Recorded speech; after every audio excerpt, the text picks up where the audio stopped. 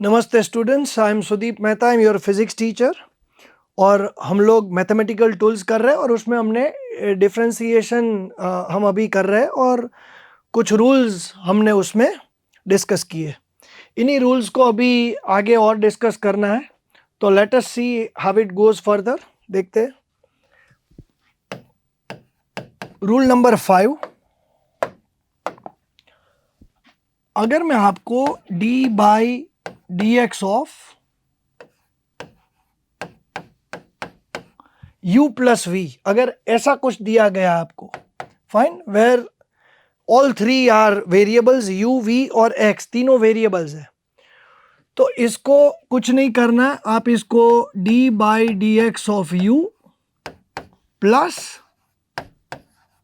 d by D x of v, आप उसको separately differentiate कर सकते हो बाय यूजिंग दिस साइन। वो जो साइन है उसको डिस्टर्ब नहीं करना है, फाइन। सो कितनी भी टर्म्स मैं आपको दूं, अभी 2 टर्म्स है, आगे जाके 3 4 5 टर्म्स आएंगी, तो आप उसको 1 बाई 1 डिफरेंशिएट कर सकते हैं, लेकिन बीच में जो साइन है उसको आपको डिस्टर्ब नहीं करना है। इसी तरह से एक और रूल है which is called product rule. If I give you d by dt of x into y, अब मैं जानबूझ के वेरिएबल्स को चेंज कर रहा हूं बिकॉज एज अ स्टूडेंट आपका एडेप्टेशन होना चाहिए। आप अपने आप को किसी भी एक वेरिएबल्स में कन्फाइन करोगे तो होगा क्या कि जब क्वेश्चन पेपर में उसी वेरिएबल्स को चेंज करके किसी और वेरिएबल अगर आपको दिया गया है तो आप उसको उसमें कंफर्टेबल नहीं होंगे। तो आपको एडेप्ट करना है अपने आप को फॉर डिफरेंट वेरिएबल्स। तो इसीलिए मैं यहाँ पे वेरिएबल्स को I keep on changing.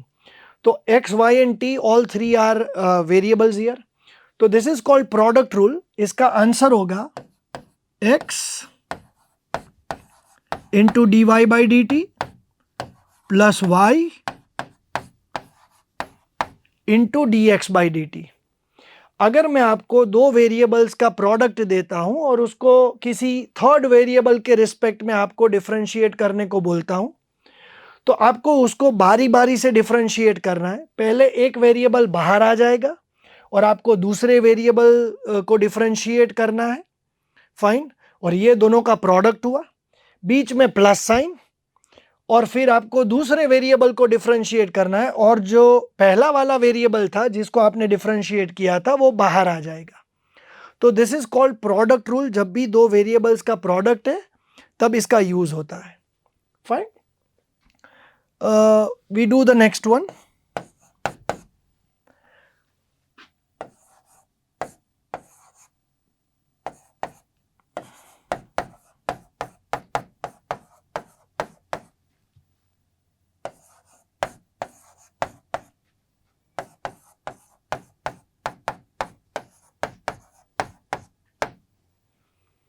Fine, ये दो रूल्स है, वो इंपॉर्टेंट रूल्स है।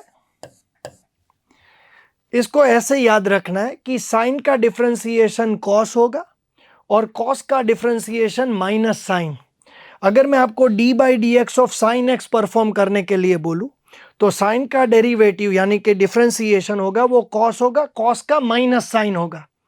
तो d by D x of sine x is cos x and d by D x of cos x is minus sine x.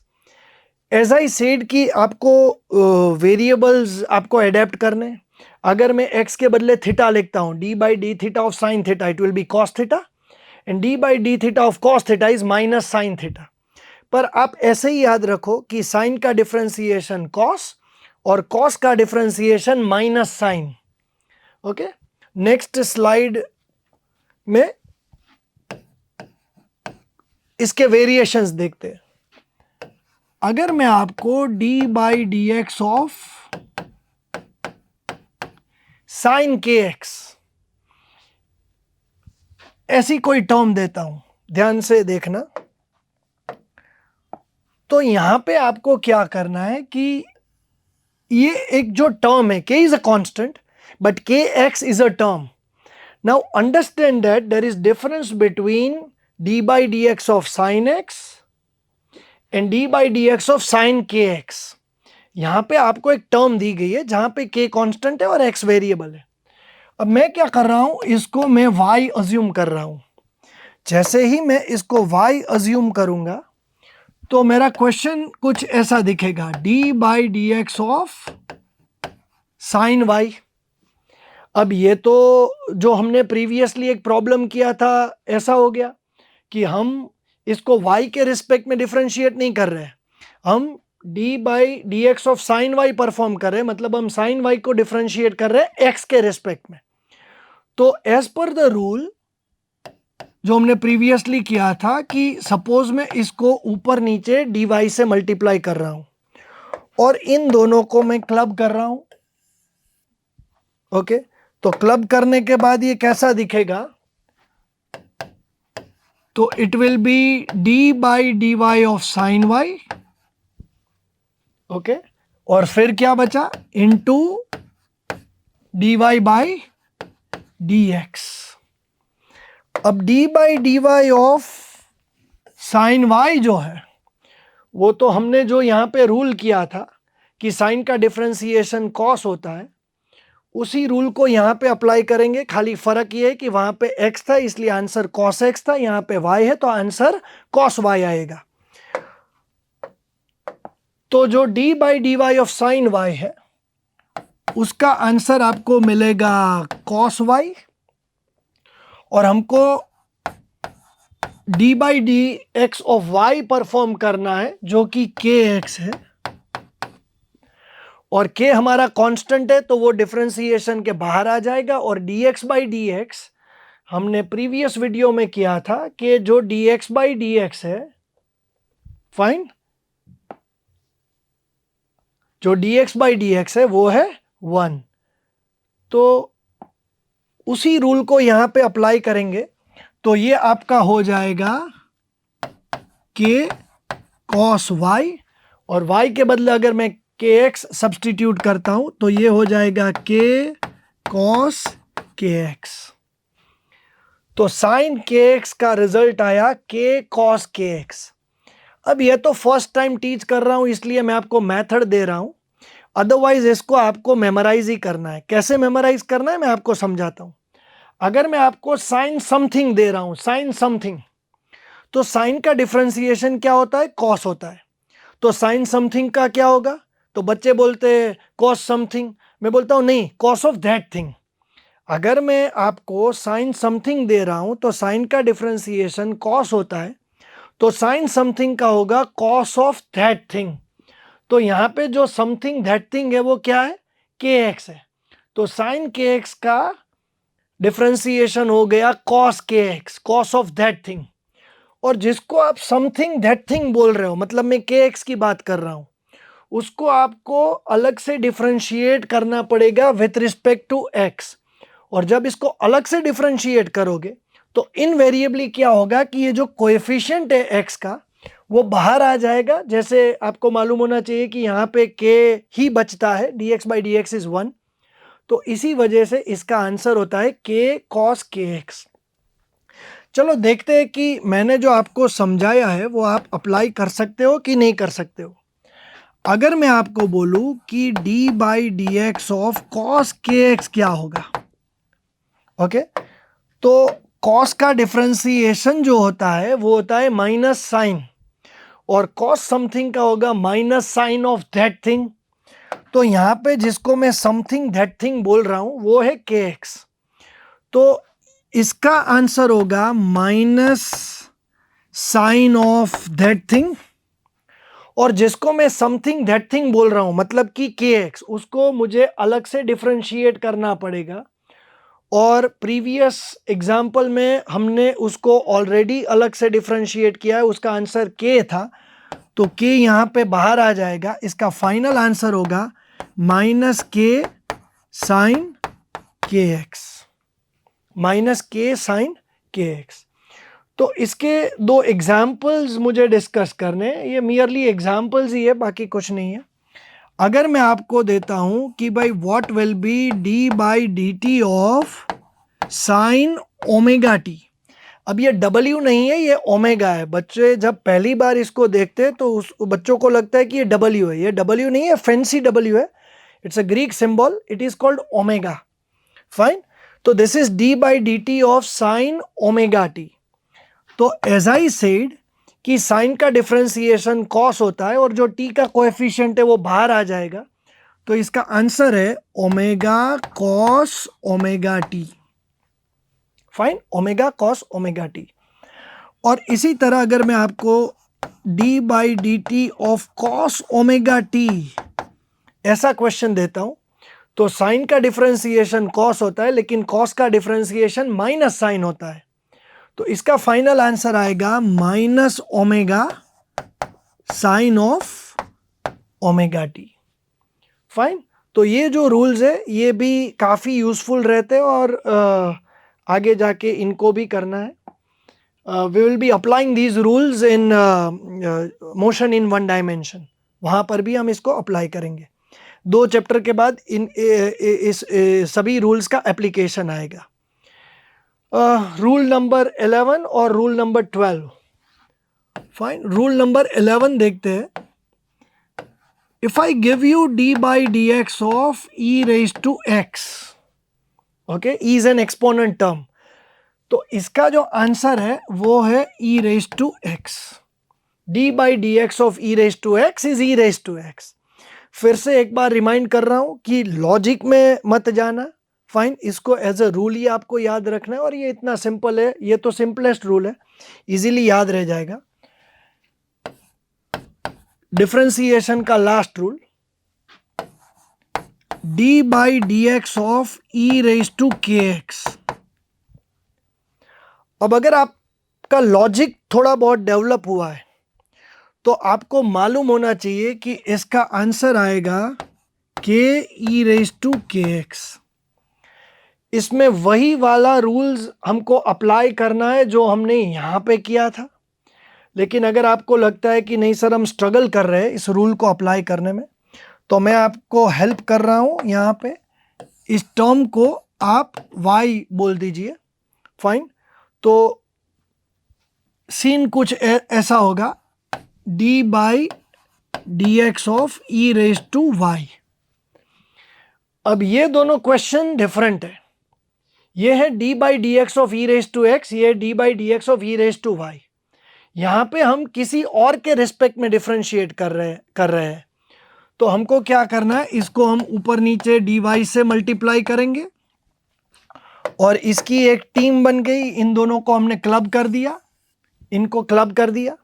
Fine, तो club करने के बाद क्या होगा कि सीन कुछ ऐसा होगा कि ये हो गया d by d y of e raise to y, इनको क्लब करने के बाद। और यहां पे आपको लिखना पड़ेगा dy बाई dx।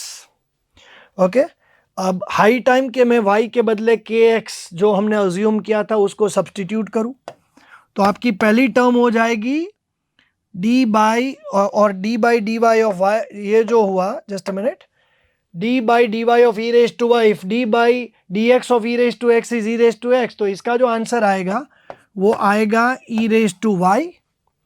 और आपको dy by D x perform करना है जहां पे d by D x of k x, because y is equals to k x. d by D x of k x को ऑलरेडी 2 बार हम परफॉर्म कर चुके हैं, इट विल बी k। और y के बदले अगर मैं के एक्स सब्सटीट्यूट करूंगा तो इसका आंसर आएगा k E raise to k x. Fine, तो आपने देखा होगा कि प्रीवियस जो 2 एग्जाम्पल्स थे, जो t का कोएफिशिएंट था वो बाहर आ गया, यहाँ पे जो t का कोएफिशिएंट था वो बाहर आ गया, यहाँ पे जो x का कोएफिशिएंट था वो बाहर आ गया न्यूमरेटर में। इसी तरह से जो e raise to k x, जो x का कोएफिशिएंट है k, वो न्यूमरेटर में यहाँ पे बाहर आ गया। तो इस स्टेज पे अगर आप इतने रूल्स को समझ लेते हो तो आपके लिए अच्छा है। एक आध एग्जाम्पल कर लेते हैं। फाइन, एक एग्जाम्पल कर लेते हैं। अगर मैं, जैसे हमने प्रीवियसली किया वही उसी टाइप का एग्जाम्पल है कि अगर मैं आपको बोलूं कि perform d by D x of 3x² plus 4x +7 raise to -3। अगर मैंने आपको ऐसा कोई एग्जाम्पल दे दिया तो आप क्या कर सकते हो, आप इस टर्म को y अज्यूम कर लीजिए। तो आपका क्वेश्चन कुछ ऐसा दिखेगा कि ये हो गया आपका d/dx of y raise to -3। Okay, तो एज पर द रूल हम इस टर्म को किसी और वेरिएबल के रिस्पेक्ट में डिफरेंशिएट कर रहे हैं। तो रूल के हिसाब से nx रेज टू n-1, यहाँ पे जो आप -3 देख रहे हो ये n का रोल प्ले कर रहा है, ये n का रोल प्ले यहाँ पे कर रहा है। तो अगर इसको सॉल्व किया जाए तो वो होगा -3 y रेज टू -4। ये आंसर तब हो सकता है जब यहाँ पे y होगा, आपको अलग से dy/dx परफॉर्म करना पड़ेगा। तो उसको अगर हम परफॉर्म करते हैं तो ये हो जाएगा -3, फिर y is your 3x² plus 4x plus 7 raise to -4। तो आपका ये हो गया रेज टू -4। और फिर आपको y को डिफरेंशिएट करना है, मतलब आपको इन 3 टर्म्स को डिफरेंशिएट करना है जहां पे अलग अलग रूल्स अप्लाई होते हैं। ओके, तो आपकी पहली टर्म होगी d/dx ऑफ 3x²। इसी तरह से आपकी जो दूसरी टर्म होगी वो होगी d/dx ऑफ 4x। फाइन। और आपकी जो तीसरी टर्म होगी वो होगी d/dx ऑफ 7। ये एग्जाम्पल मैंने इसलिए लिया है ताकि इस एग्जाम्पल में काफ़ी सारे जो रूल्स है उसको हम अप्लाई कर सकते हैं। लेट अस सी कि इसका फाइनल आंसर क्या आएगा। इसका फाइनल आंसर मैं यहाँ पे लिख रहा हूँ। ये जो फर्स्ट टर्म है वो ऐसे ही रहेगी, -3 into 3x² plus 4x plus 7 raise to -4। और जब इन टर्म्स को डिफरेंशिएट करेंगे बारी बारी से तो रूल के तहत 3 जो है वो बाहर आ जाएगा और x² का डिफरेंशिएशन 2x होता है, जहाँ पे ये n का रोल प्ले कर रहा है, 2 है वो। So nx raise to n-1 rule हम अप्लाई करेंगे तो वो हो जाएगा 2x। तो आपका यहाँ पे अल्टीमेटली वो 6x होगा, लेकिन अभी मैं उसको सेपरेटली लिख रहा हूँ। फिर यहाँ पे प्लस साइन, ये 4 आपका बाहर आ जाएगा बीइंग कांस्टेंट, और dx/dx होगा 1। तो यहाँ पे आपकी जो सेकेंड टर्म है वो हो गई 4। और किसी भी कांस्टेंट का किसी भी वेरिएबल के रिस्पेक्ट में जो डिफरेंशिएशन होता है वो 0 होता है, तो ये आपका हो गया 0। तो आपका जो फाइनल आंसर है वो बनता है 6x प्लस 4। ये आपकी ये टर्म हो गई। और यहाँ पे आएगा, जस्ट अ सेक,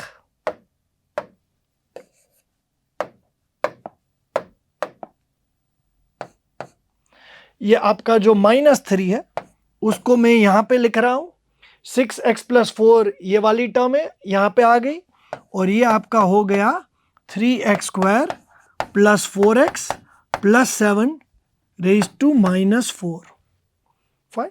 सो इस तरह के डिफरेंशिएशन के एप्लीकेशंस जो होते हैं इतने टफ तो अभी इस स्टेज पे नहीं आएंगे, पहले तो सिंपल ही आएंगे, लेकिन जहाँ पर भी ये डिफरेंशिएशन के रूल्स आएंगे तो मैं फिर से इस रूल को रिकॉल करवाऊंगा। Fine. But end of the day ये रूल्स है वो आप ही को याद रखने हैं। और जैसा मैंने कहा कि ये तो बहुत ही छोटा सा पोर्शन है in comparison to the calculus that you are going to study if you are an engineering student and if you are a medical student. आप ये कभी भी नहीं पढ़ने वाले हो, आपको यहीं पर ही इसको प्रिपेयर करना है। फाइन। तो इस वीडियो में इतना ही। डिफरेंशिएशन मेरे एंड से यहाँ पे ख़त्म हो रहा है। मेरा नेक्स्ट वीडियो जो होगा वो इंटीग्रेशन के ऊपर बनेगा, और इंटीग्रेशन जो है वो डिफरेंशिएशन से थोड़ा डिफिकल्ट है, तो उसको नेक्स्ट वीडियो में हम कवर करेंगे। Thank you.